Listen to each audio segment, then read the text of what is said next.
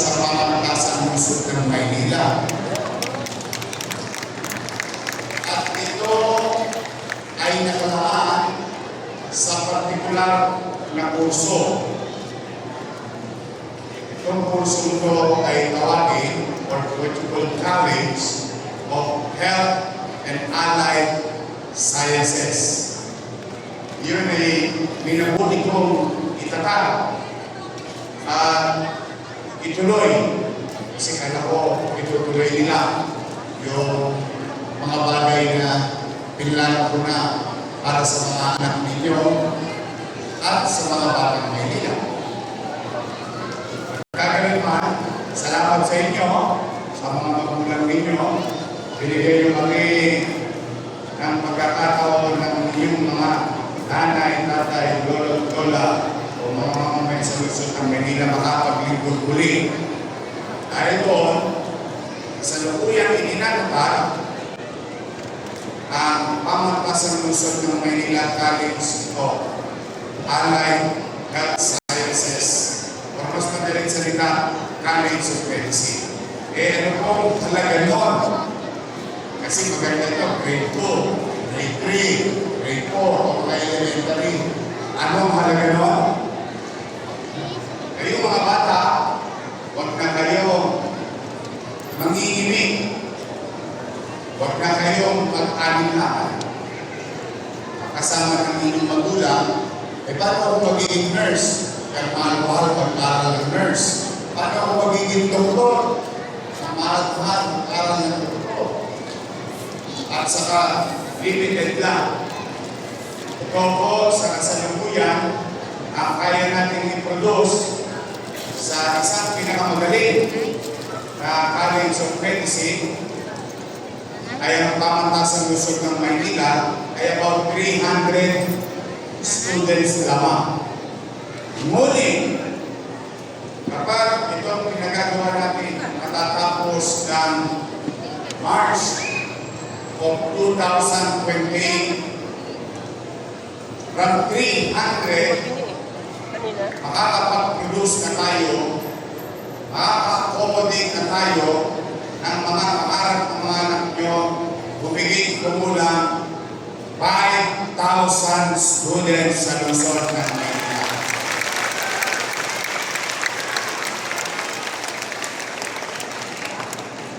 So, kaya mga bata, ulitin ko, sino magiging gustong doktor, nurse, dentist, lab tech, and so on and so forth. Pag yun ay ginusto ninyo, by the time, parang hindi pa ngayon, no? By the time, kayo ay magpupulihin na, maaari na kayong mayakap ng lungsod ng Maynila. Ang mga pangarap ninyo ay hindi na malayong tanawin. Ngunit, mapalalo pa, ang lahat ng pangarap kailangan nilalagyan ng aksyon. Kailangan kumilos. Mangga, mas masarap kainin kapag pinitas. Pero ang manggang nahulog na sa lupa ay wala nang kwentang mangga. So ang punto ko mga bata, kailangan ilagay ninyo sa inyong puso, sa inyong isipan, narinig ko si Yorme, nagpapagawa ng eskwelahan. Sabi niya, pwede pala ako maging doktor kasi ang PLM lumaki, lumawa. Kaya ngayon pa lang, mag-aaral ako mabuti. Kaya nyo bang gawin yun? Will. Talaga? Sino grade 2? Grade 2, grade 2. Challenge. Nung grade 2 ako, first honor ako. Sa Rosario Almario Elementary School, sinabitan ako ng medalya. Kasi magaling daw ako mag-aaral. Sabi ng teacher ko, si Mrs. Naseste. Pero ibig sabihin, na kaya ko, kaya hindi.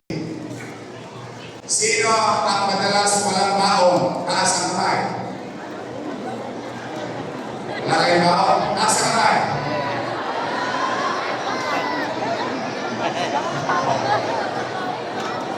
Kaminsan-minsan, wala kayong baon. Kaminsan-minsan, hindi kayo kumakain ng agahan. Buti pa kayo, kaminsan-minsan, ako madalas. Madalas na walang baon, madalas na walang kalusan. Laway lang ang nilulunod ko sa umaga.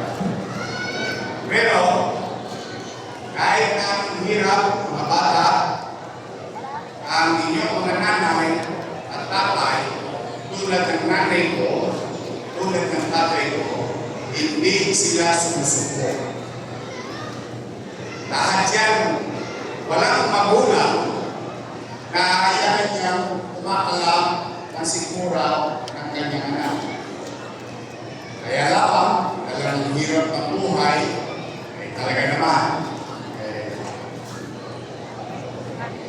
hihintayin na lang niya kayong uwi ng nakalian para mag-serve sa refrigerator ninyo at good for the day. So, ibig sabihin, you pursue whatever challenges in between. Kung ano man ang mga hamon sa pagitan, kailangan patuloy ninyong habulin, tunguhin yung inyong pangarap sa ngayon pa lamang ay pagbutihan nyo na maging mag-aaral. Kasi ang lahat ng itatanim nyo ngayon, mga bata, ay siyang aanihin ninyo sa kalaunan. Sinabi ba ng teacher ninyo, katulad ng teacher ko, sinabi, kapag may tinanim, ako elementary ko pa narinig yun sa teacher ko. Kapag may tinanim, pag mabuti ang tinanim, mabuti ang pagsikat ang tinanim, ginhawang yan, hindi madali, pero hindi imposible. Bakit? Mga bata, taas ang kamay na pakiramdam ninyo, mahirap ang buhay natin. Taas ang kamay. See? Ibig sabihin, pare-pareho tayo. Wala tayo kung pinagkaiba. Sino nag-aaral sa public school? Pare-pareho rin tayo. Pero, baka mamaya, isa sa inyo, lahat kayo rito, isa sa inyo, hindi lang maging doktor, baka maging mayor din kayo. Sino gusto maging mayor? Sino gusto maging vice mayor? See? Kaya, hindi ko ang pangarap ang nagbibigay na liwanag sa kalsadang inyong tatahakin. So, ayun lang ang mamimili. Anong gusto nyo? Gasera? Kandila? O halogen? Kaya walang limit. So it is only you and up to you ang pagsisikap para sa magandang kinabukasan. Ang inovasyon ay isang susi at gamit na maaari nating makuha at gamitin upang tayo magtagumpay sa pamumuhay. But for the meantime, pumanatag kayo, mga nanay, mga tatay. Habang nandito ako, pipilitin ko laging mainam, masinop, at episyenteng kastahin ang salapi ng taong bayan na maibalik through services sa ating mamamayan. Yon ay commitment ko sa inyong lahat.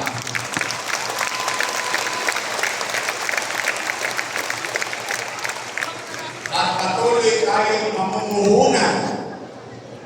We continue to invest. Mamumuhunan tayo sa MBN.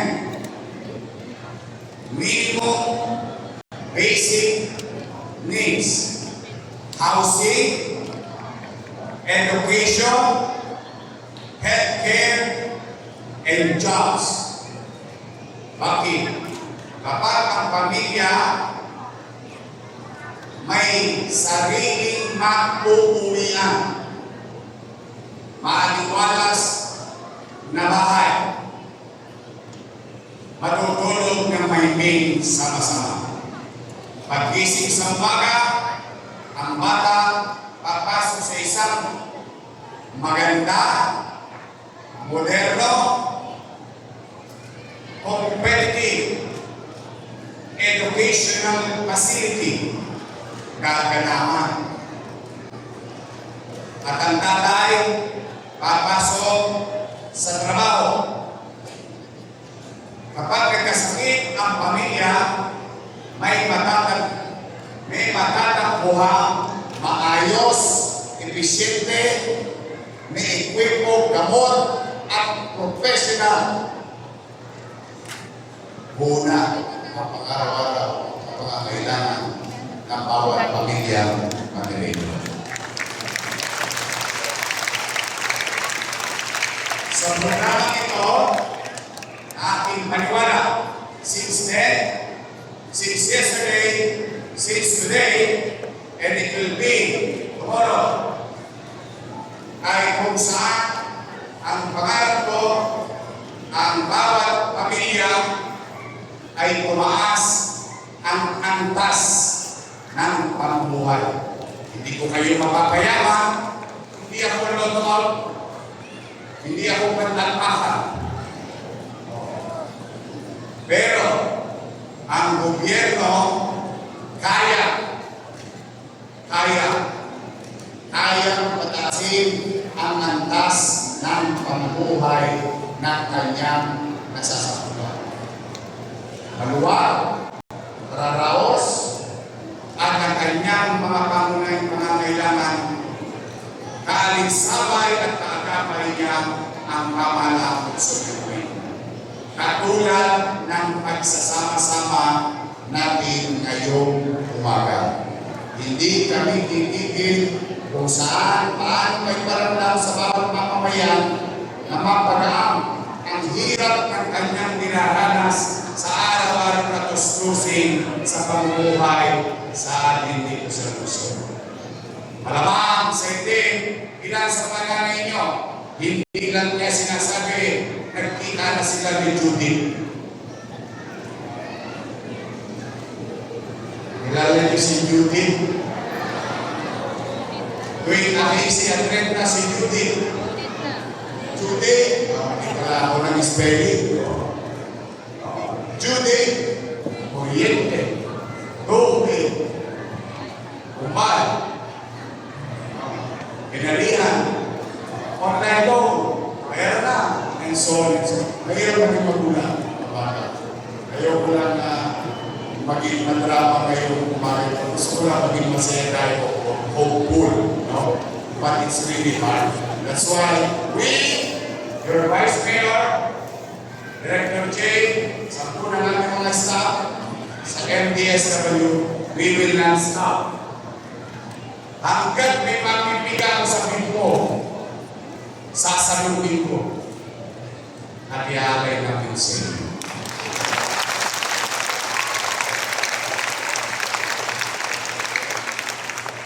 Bilang patuloy, makikiusap lang ako. Simple lang naman ang hiling ko sa inyo. Sa mga bata, sabi ko na, anong hiling ko sa inyo? Mag-aral na? Sa mga magulang, wala ko ibang request. lagi nyo lang panatiliin, maaliwalas ang inyong tahanan at ang ating bakuran. Bakit?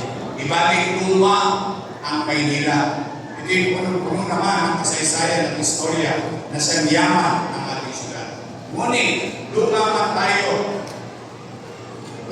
tayo, kaya natin together, all of us, not only me, not only them, including you, kaya natin together na maging maaliwalas at panatag ang pamumuhay sa lungsod ng Maynila.